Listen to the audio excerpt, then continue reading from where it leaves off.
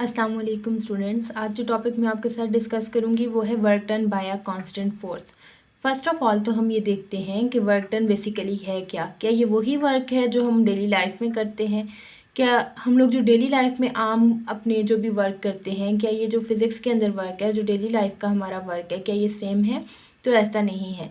अगर आप daily life में कोई काम करते हैं, जिस तरह बुक रीडिंग हो गया, स्लीपिंग हो गया, प्लेइंग हो गया, तो ये आपका वर्क आपकी डेली लाइफ के अंदर तो ये वर्क है, लेकिन फ़िज़िक्स के अंदर ये एक वर्क नहीं है।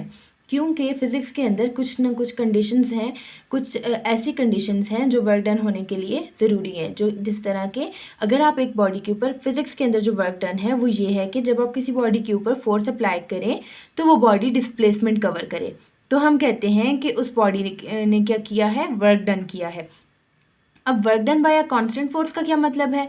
हमारे पास फर्स्ट ईयर की बुक फिजिक्स में दो टॉपिक हैं, एक है work done by a constant force और एक है work done by a variable force. अब work done by a constant force और वेरिएबल फोर्स, इनमें फ़र्क क्या है?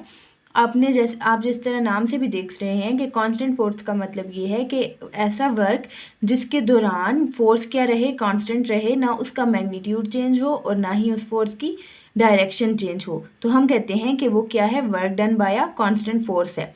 अब हम देखते हैं इसकी definition. The product of the displacement of the object to which the force is applied and the component of the force which is parallel to the direction of displacement.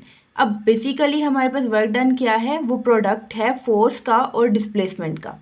जिस तरह से आपके पास ये कोई भी एक ऑब्जेक्ट है, अगर आप इसको डिस्प्लेस करें, आप इस डायरेक्शन में फोर्स अप्लाई कर रहे हैं, इसको यहाँ डिस्प्लेस कर रहे हैं और डिस्प्लेस करके इसकी जगह चेंज करके आप इसको यहाँ ले आए।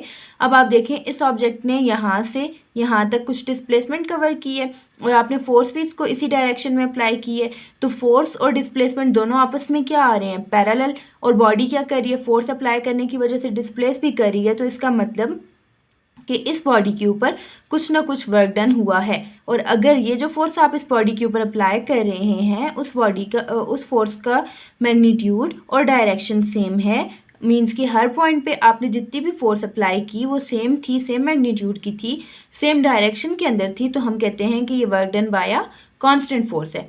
जिस तरह अगर हम लोग एक टाई कार की एग्जांपल लें, यहाँ पे फिगर थोड़ी सी ख़राब होगी, अगर आप यहाँ पे कंसंट्रेट करें, ये एक टाई कार है और आप उसको कुछ इस डायरेक्शन में फोर्स अप्लाई कर रहे हैं और वो यूं डिस्प्लेसमेंट इस डायरेक्शन में कवर कर रही है, ठीक है।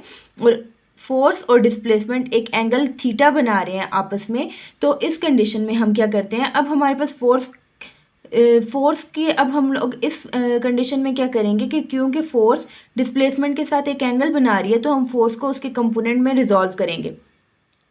जब हम फोर्स को उसके कंपोनेंट में रिजॉल्व करेंगे तो यहाँ देखें, ये वाला जो कंपोनेंट होगा फोर्स का, जो बेस के साथ है, थीटा के साथ है, वो उसका एक्स वाला कंपोनेंट हो जाएगा, और यहाँ ये वाला जो कंपोनेंट होगा ये फोर्स का वाई कंपोनेंट होगा।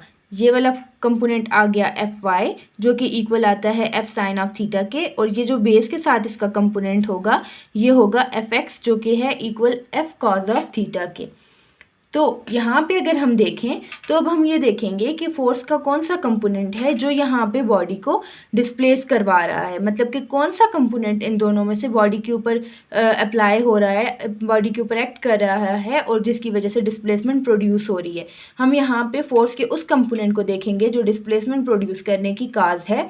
तो यहाँ देखें, साइन थीटा की वजह से फोर्स प्रोड्यूस नहीं हो रही, कॉस थीटा की वजह से फोर्स प्रोड्यूस हो रही है, क्योंकि कॉस थीटा और डिस्प्लेसमेंट आपस में क्या है, पैरेलल, और वर्क तभी मैक्सिमम होगा। अभी आगे हम पढ़ेंगे मैक्सिमम, मिनिमम और नेगेटिव वर्क, तो उसमें भी आप देखेंगे कि वर्क उसी सूरत में मैक्सिमम होगा जब फोर्स और डिस्प्लेसमेंट दोनों आपस में क्या होंगे, पैरेलल होंगे। जब ये दोनों फोर्स और डिस्प्लेसमेंट आपस में पैरेलल होंगे तभी हमारे पास वर्क क्या होगा, मैक्सिमम होगा। तो यहाँ पे जो वर्क का कंपोनेंट डिस्प्लेसमेंट फोर्स का कंपोनेंट डिस्प्लेसमेंट काज कर रहा है वो कॉस थीटा वाला कंपोनेंट है, फोर्स का एक्स कंपोनेंट है।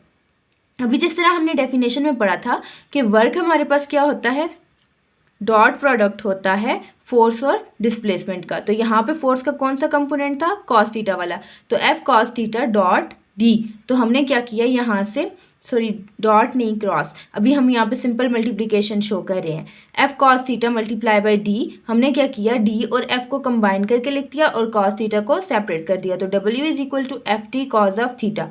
अब हमने जिस तरह स्केलर और डॉट प्रोडक्ट हमने पढ़ा था, तो हमने देखा था कि जब भी हम डॉट खत्म करते हैं तो क्या आता है हमारे पास कॉस थीटा। तो अगर हम लोग यहाँ पे एफ डॉट डी लिखेंगे तो इसका मतलब यही होगा कि F T cos of theta. तो हमने यहाँ से कॉस थीटा को डॉट के साथ रिप्लेस कर दिया, और यहाँ पे वर्क हमारे पास क्या है, वो है dot product of force and displacement. अब यहाँ से हमें वर्क की एक और डेफिनेशन मिल गई ना, कि the dot product of force and displacement is called work.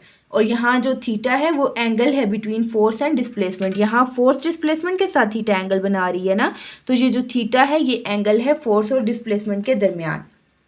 अब हम देखते हैं कि हमारा वर्क क्या है, वो कौन सी क्वांटिटी है, स्केलर क्वांटिटी है या वेक्टर क्वांटिटी है। तो वर्क क्या है, एक स्केलर क्वांटिटी है। जो दो वेक्टर्स को हम लोग मल्टीप्लाई करते हैं तो हमें एक स्केलर क्वांटिटी मिलती है, ये स्केलर प्रोडक्ट है। ठीक है, अब हम इसकी यूनिट देख लेते हैं। जिस तरह से वर्क का फार्मूला है W is equal to F dot T. Force की यूनिट क्या होती है, न्यूटन। डिस्प्लेसमेंट की क्या है, मीटर। तो W is equal to force की जगह अगर आप न्यूटन और डिस्प्लेसमेंट की जगह मीटर लिखें तो वर्क की यूनिट आ गई न्यूटन मीटर और जाउल्स। इसको जाउल्स में भी मेजर किया जा सकता है। तो वर्क की हमने दो यूनिट्स देख ली, एक आ गई न्यूटन मीटर और दूसरी आ गई जाउल। अब हम लोग इसकी ग्राफिकल रिप्रेजेंटेशन देखते हैं, ग्राफिकली इसको समझने की कोशिश करते हैं। ग्राफिकली देखें, अगर हम लोग फोर्स और डिस्प्लेसमेंट का ग्राफ ड्रा करें तो देखें, अगर हम इस पॉइंट से बॉडी को डिस्प्लेस कराना स्टार्ट करते हैं और हम बॉडी को इस पॉइंट तक लेके आते हैं तो हम लोग देखेंगे कि अगर हमने जो इसके ऊपर फोर्स अप्लाई की है उसका मैग्नीट्यूड कांस्टेंट है या उसकी डायरेक्शन सेम है या चेंज हो रही है। ठीक है, तो अगर जब बॉडी इस पॉइंट पे थी हमने उसके ऊपर 3 न्यूटन फोर्स अप्लाई की और उसने यहाँ तक 1 मीटर डिस्प्लेसमेंट कवर की। फिर हमने उसी बॉडी पे 3 न्यूटन फोर्स और अप्लाई की और उसने 2 मीटर डिस्प्लेसमेंट कवर की। सिमिलरली हमने उस पर 3 न्यूटन फोर्स अप्लाई की तो उसने 3 मीटर 4 मीटर और इस तरह करते करते बॉडी क्या हुई, डिस्प्लेस होके यहाँ तक आई। अब जो बॉडी ने ये डिस्प्लेसमेंट कवर किया है और फोर्स और डिस्प्लेसमेंट का जो ग्राफ है ये बेसिकली हमें बताता है वर्क। ठीक है, कि बॉडी ने क्या किया है, वर्क डन किया है। तो अब हमने देखा कि बॉडी यहाँ से यहाँ तक जो डिस्प्लेस होके आई है, इस दौरान बॉडी के ऊपर लगने वाली फोर्स का मैग्नीट्यूड और उसकी डायरेक्शन क्या थी, सेम थी। तो हमने कहा कि जो वर्क डन हुआ है ये एक कांस्टेंट फोर्स के ज़रिए हुआ है, तो इसको हम कहते हैं कि work done by a constant force. अब हम देखते हैं कि वर्क कौन से फैक्टर्स के ऊपर डिपेंड करता है। तो जिस तरह हमने देखा कि वर्क इक्वल होता है एफ डॉट डी के, और जब हम डी डॉट हटाते हैं तो F T cos of theta के। तो यहाँ देखें, अब वर्क क्या है, 3 चीज़ों के ऊपर डिपेंड कर रहा है ना, एक फोर्स के ऊपर, दूसरा डिस्प्लेसमेंट के ऊपर जो डिस्टेंस वो कवर कर रही है, और तीसरा थीटा के ऊपर जो एंगल है फोर्स और डिस्प्लेसमेंट के दरमियान। तो अब हम देखेंगे कि वर्क मैक्सिमम कब होता है, मिनिमम कब होता है और नेगेटिव कब होता है। सबसे पहली कंडीशन देखते हैं कि वर्क मैक्सिमम कब होता है। वर्क तब मैक्सिमम होगा, जिस तरह मैंने आपको स्टार्ट में भी बताया, कि जब फोर्स और डिस्प्लेसमेंट आपस में क्या होंगी, पैरेलल होंगी। मतलब आप जिस डायरेक्शन में फोर्स अप्लाई कर रहे हैं उसी डायरेक्शन में आपकी डिस्प्लेसमेंट भी कवर होगी, तो तब क्या होगा, वर्क मैक्सिमम होगा। और जब भी दो वेक्टर्स आपस में पैरेलल होते हैं तो उनके दरमियान में एंगल क्या होता है, 0 डिग्री का। तो W is equal to F dot D, W is equal to F T cos of theta. हमने मैथमेटिकल फॉर्म यूज़ की, थीटा की जगह हमने क्या पुट कर दिया, 0 डिग्री। और हमें पता है कि कॉज 0 क्या होता है, 1 के इक्वल होता है। तो W इक्वल आ गया एफ टी के। अब हम देखते हैं कि मिनिमम वर्क कब होगा।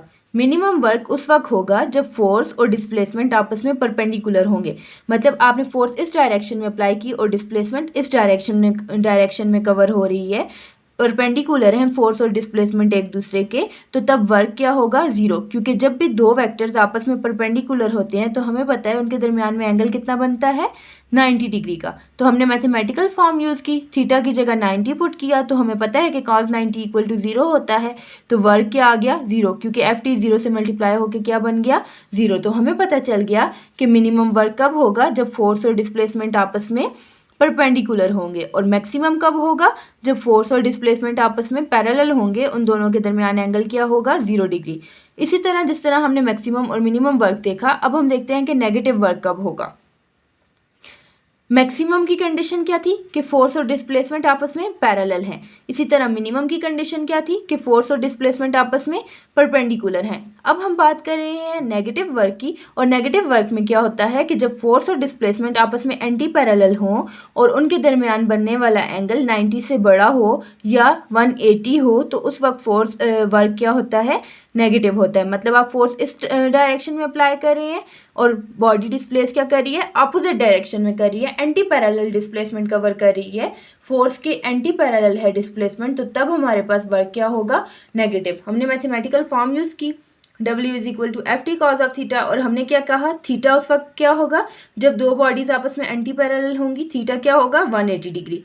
हमने थीटा क्या पुट कर दिया 180 डिग्री, और cos 180 क्या होता है -1 के इक्वल, तो FT × -1 आ गया -FT। तो हमें पता चल गया कि वर्क नेगेटिव कब होता है, वर्क नेगेटिव तब होता है जब फोर्स और डिस्प्लेसमेंट आपस में एंटी पैरेलल होते हैं। तो ये था स्टूडेंट्स हमारा आज का टॉपिक। आई होप आपको समझ आई होगी। Thank you for watching. अस्सलाम वालेकुम।